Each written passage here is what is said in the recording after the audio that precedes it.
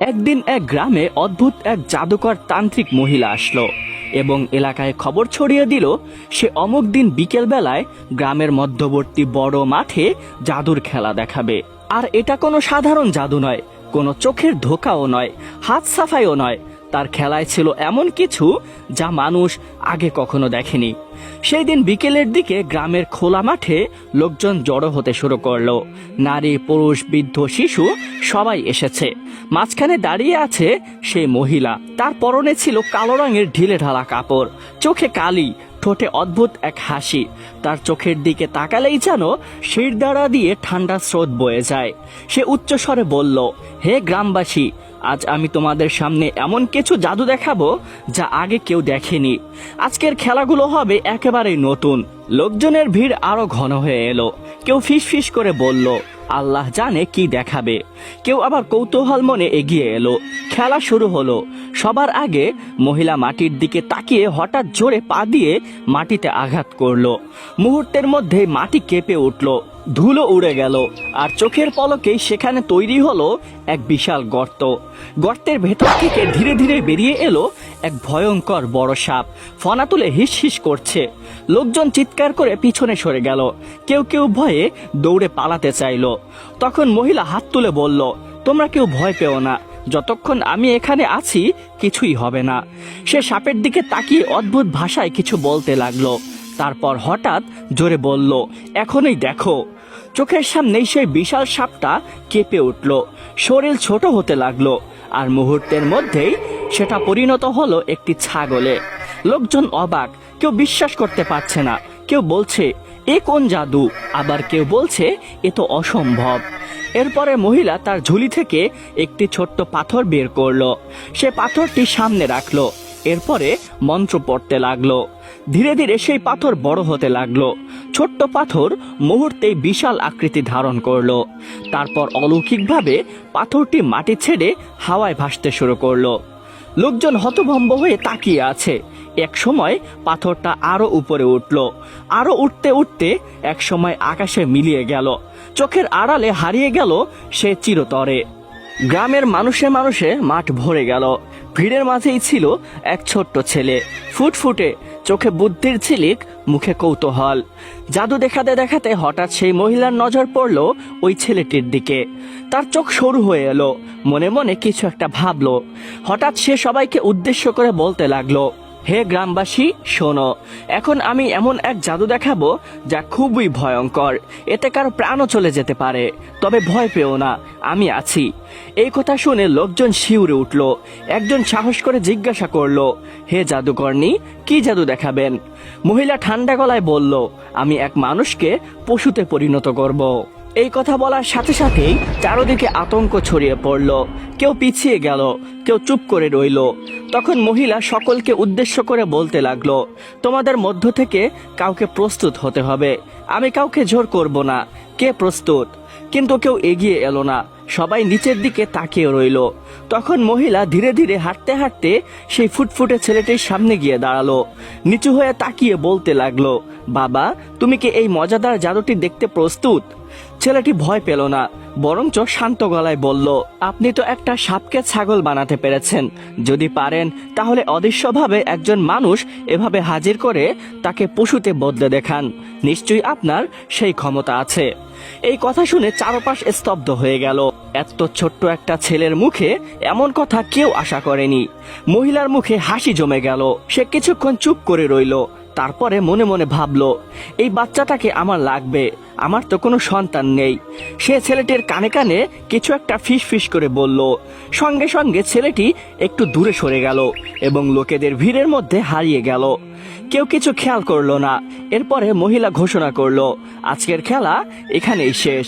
লোকজন একে একে মাঠ ছেড়ে চলে যেতে লাগলো। ছোট ছোট বাচ্চাদের একটি দল বাড়ির পথে রওনা দিল। তাদের মধ্যেই ছিল সেই ফুটফুটে ছেলেটি, কিন্তু তার মনটা অস্থির। ভয়ের একটা অদ্ভুত ছায়া তার পিছু ছাড়ছে না। ঠিক তখনই সেই পথ দিয়ে ধীরে ধীরে হেঁটে আসছিলেন একজন আল্লাহর ওলি। কাঁচা রাস্তা ধরে ধীরে ধীরে হেঁটে আসছেন সেই মানুষটি, যাকে গ্রামবাসী পাগল বলে জানত। চুল এলোমেলো, পোশাক সাদামাটা, চোখ নিচু, কোনরূপ উত্তেজনা ছাড়াই শান্তভাবে হেঁটে আসছিলেন। একজন বাচ্চা হেসে উঠল এবং বলতে লাগলো, ওই দেখো, ওই যে একটা পাগল। আরেকজন বলল, চল একটু মজা করি।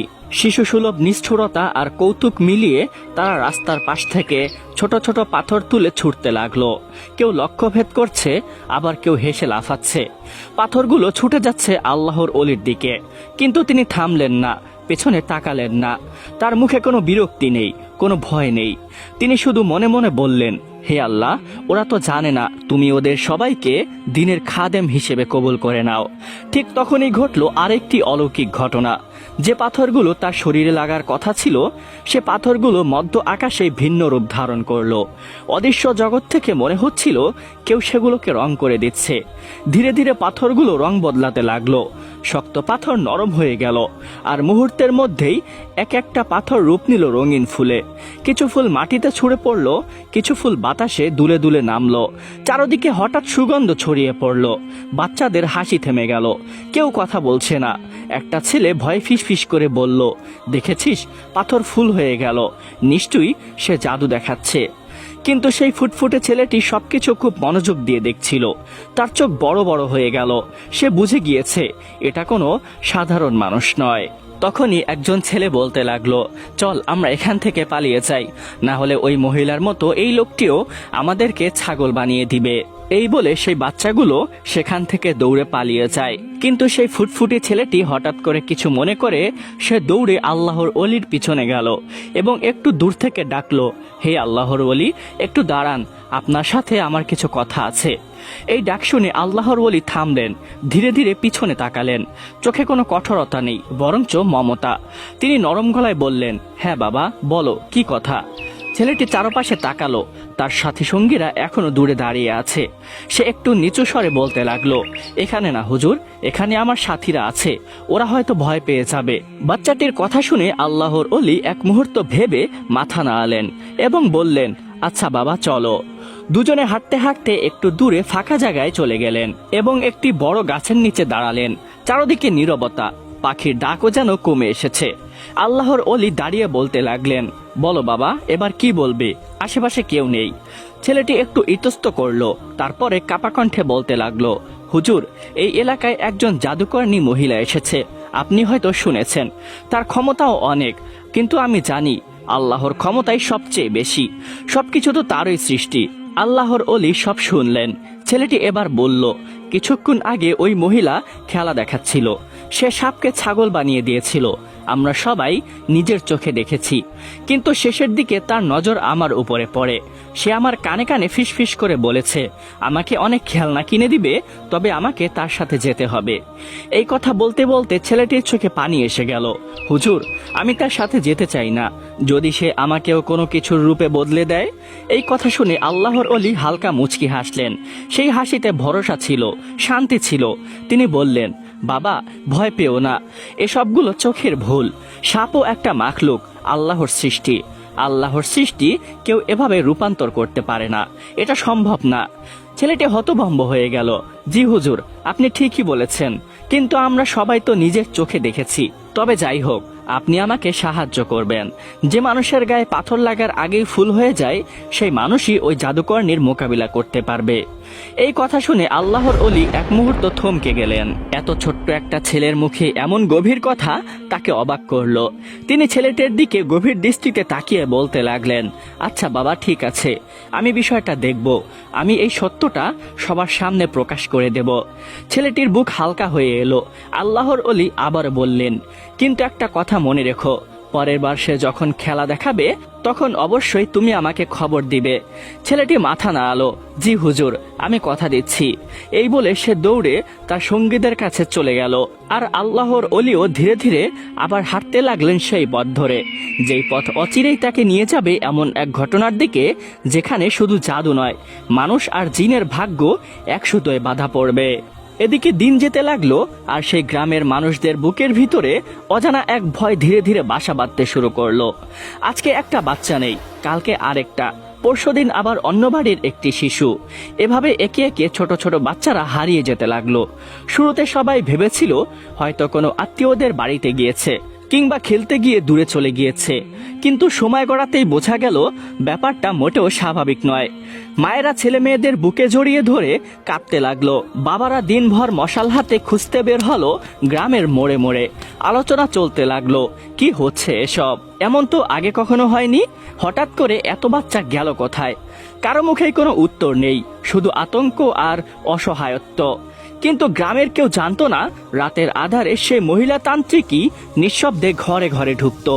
গভীর ঘুমের ভিতর থেকেই সে বাচ্চাগুলোকে চুরি করে নিয়ে যেত। না কোনো শব্দ, না কোনো চিহ্ন। তারপর গ্রামের পাশের পাহাড়ের ভেতরে থাকা এক অন্ধকার গুহায় তাদেরকে আটকে রাখত। তার মনে ছিল ভয়ঙ্কর এক বাসনা। আমাবস্যার রাতে সে ওই বাচ্চাগুলোকে বলি দিয়ে তন্ত্র সাধনা করবে এবং আরো শক্তিশালী হয়ে উঠবে।